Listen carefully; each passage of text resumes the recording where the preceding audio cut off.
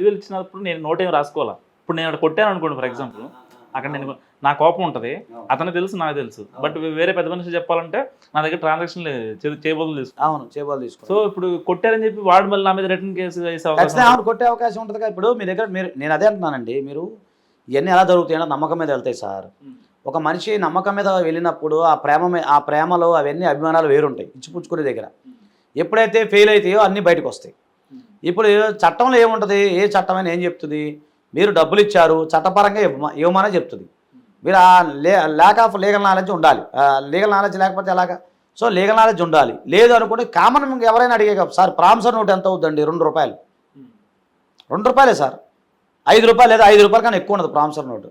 ఒక 1 rupee stamp, printed form, అది 1 రూపాయలు సార్. బయట ఒక 2 రూపాయలకి అమ్ముతున్నాను అనుకోండి, 5 రూపాయలు లేదా 10 రూపాయలు వేసుకోండి. మీరు 5,000 ఇచ్చే కదా 10 రూపాయలకి ఏమైంది? 10 రూపాయలు ఫ్యాన్ షాప్కి వెళ్ళి జస్ట్ ప్రామిసర్ నోట్ తీసుకోండి. మీలాంటి ఇద్దరు మనుషులు ఇచ్చి